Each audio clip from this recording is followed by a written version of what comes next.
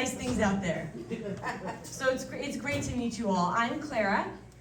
A little bit about me. I'm an old soul, and I'm young at heart. Which really just means that I'm 25, but I somehow suffer from both acne and rheumatoid arthritis.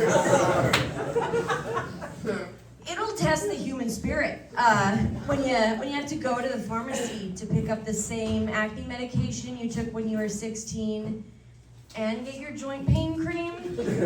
Like, I know my pharmacist calls me Big Pharma Benjamin Button behind my back. I'd be mad if it weren't such a sick nickname. But I try to stay positive generally about the whole situation. I just saw my arthritis doctor recently, and he was looking at my hands, and he told me it looks like the disease is progressing, and I was like, progress? I've got no direction in life. We're gonna take progress where we can get it. That was a lie. I'm not positive about the situation at all. I've spent a lot of time just being like, why me? You know, like, with this particular cocktail of ailments, I found sometimes I'll find myself just trying to figure out what I did in a past life to deserve it. Because, like, it's not that bad. It's an inconvenience at worst. So I don't think I murdered anybody. But I feel like I probably wasn't a girl's girl during the Salem witch trials. Like, I never outwardly accused another woman, but if the masses were like, Sarah Ann put a hex on her crops, I was probably like, that sounds like Sarah.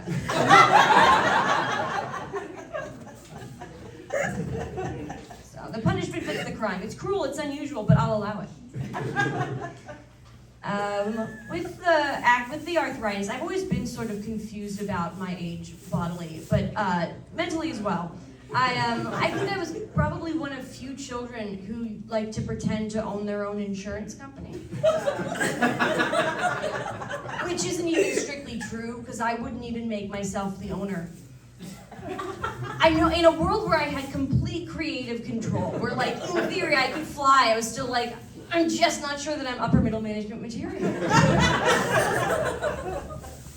The game mostly consisted of me forcing my brother to take out various life insurance policies, and then promptly accusing him of insurance fraud, which would lead to a lengthy arbitration process. Mother would have to get involved, dinner would be pushed back an hour, everyone had to go to bed early. You guys know how the legal system is. It's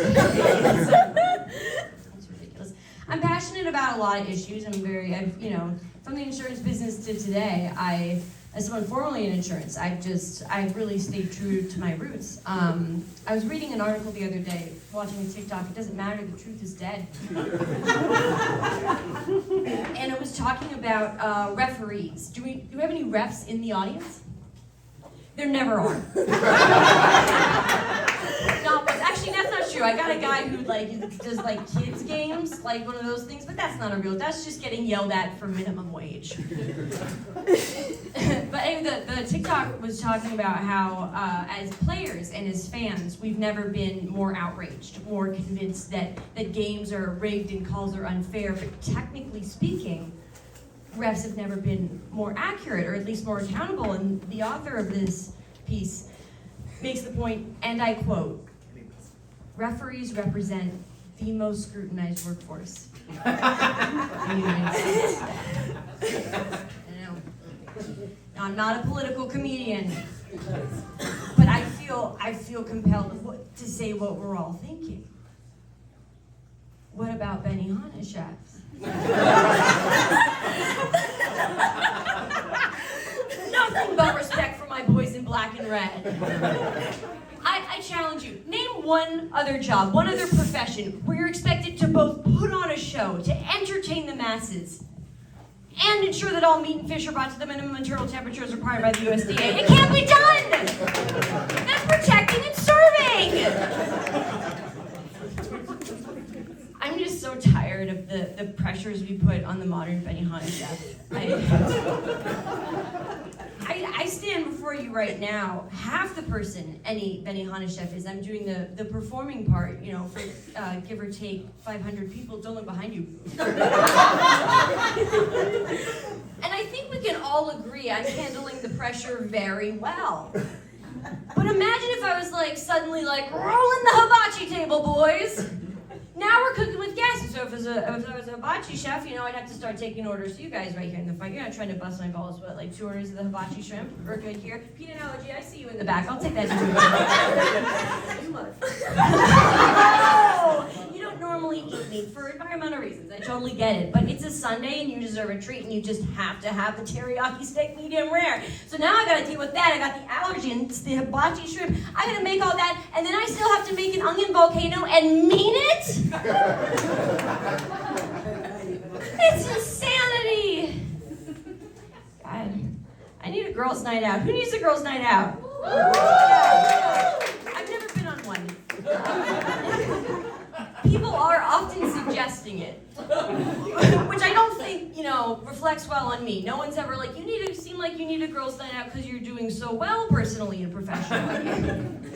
Usually when people are suggesting the girls' night out, it's more in the way that a parent tries to coax their kid off of a screen, like, hey buddy, what do we think about going outside today?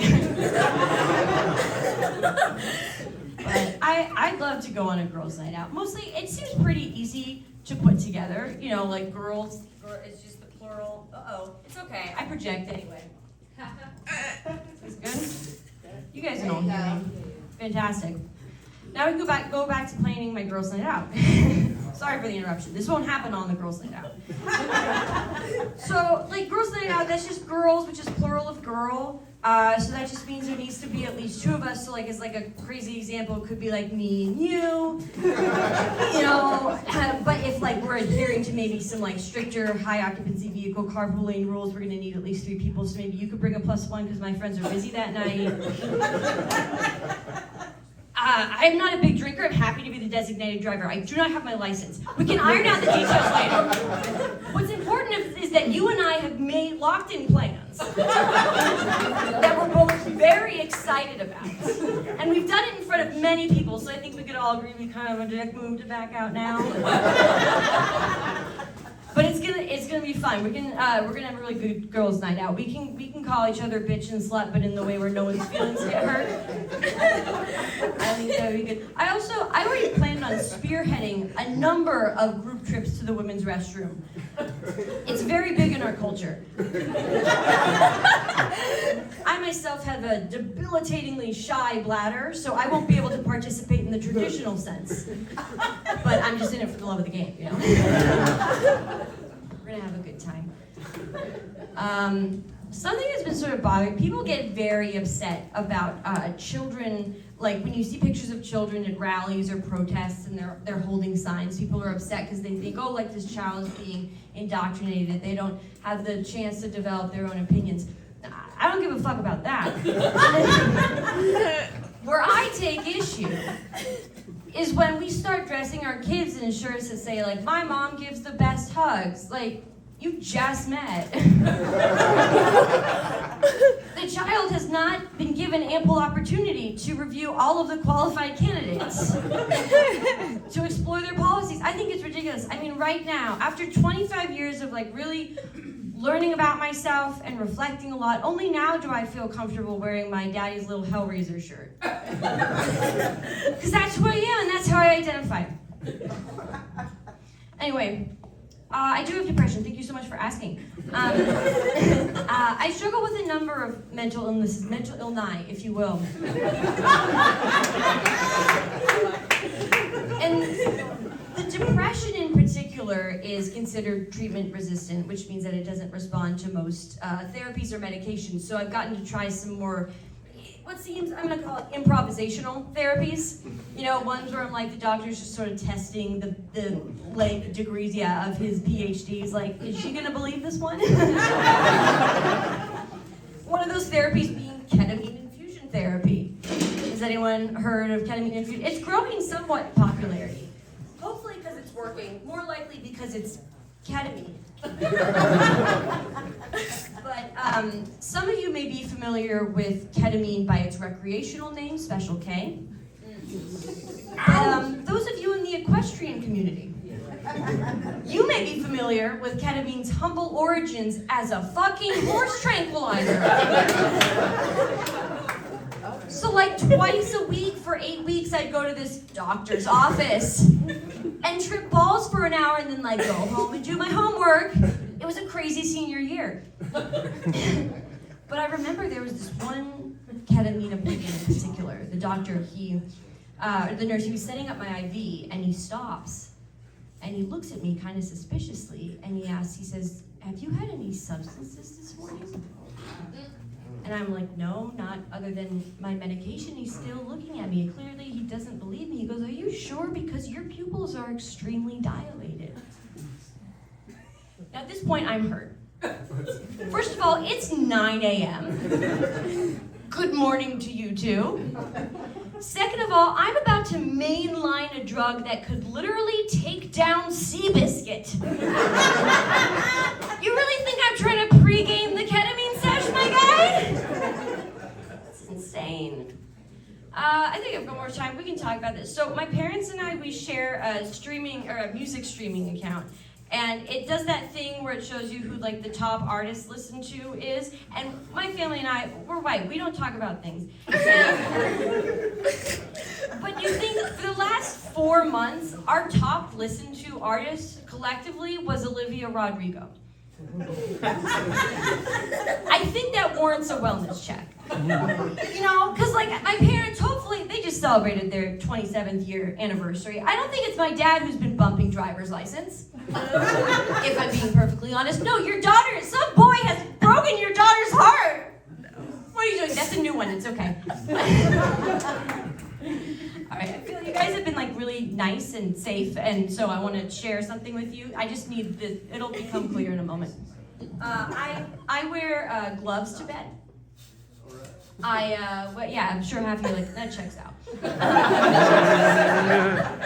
I wear these little white cotton gloves, and I do that, oh God, this is where it comes in. Oh, I did it well, okay, thank you. I wear these little white cotton gloves to bed, and I do that because I will accidentally scratch myself in my sleep on accident, which is a problem some of you may be familiar with if you've recently had an infant in your care. But I love my little white gloves. I love wearing them to bed because who wouldn't want to go to bed each night feeling ready to perform close-up magic at a moment's notice? Okay, I got one more thing before I leave you guys alone. It's a crowd favorite. Maybe not this crowd, but statistically a crowd. Does anyone remember? I had this thing blessed by 3 of the meanest middle school girls I could find, so it's legit. Who wants to talk to the other side? Just me. Right here, perfect. All right, I've got 1 pi, 3 or 4. Pi. 3.141592653599793238462. Check my work. Hey! Great, 30 digits. We got it. All right. Next we have red. I'm colorblind. Gray spelled with an E, or door hinge, which is what orange rhymes with. I don't know what I was thinking. Colorblind. Code. I''M COLOURBLIND. Door hinge, red, gray spelled with an E, or I'm colorblind. Gray spelled with an E. Gray spelled with an E.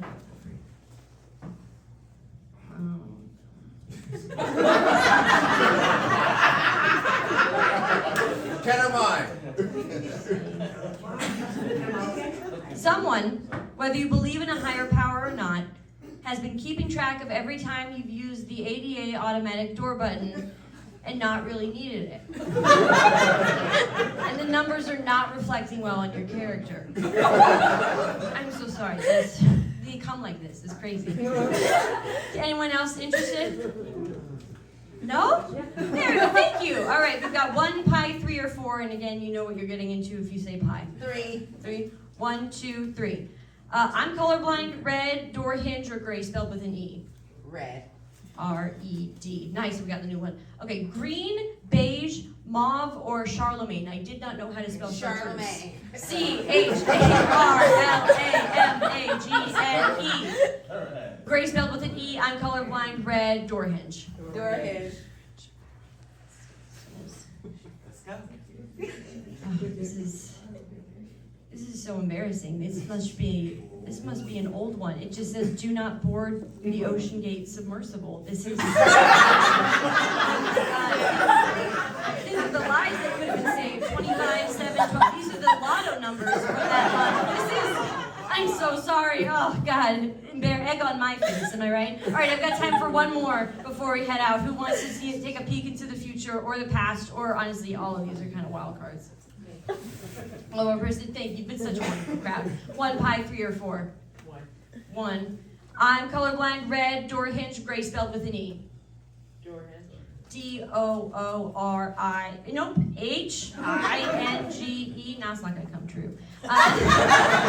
Gray spelled with an E. I'm colorblind, red, or door hinge. I'm colorblind.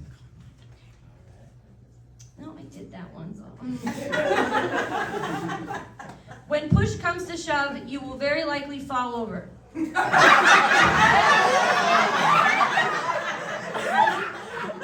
I don't care how wide your stance is, a push followed by a shove is a very difficult move to recover from. I'm Clara Becker.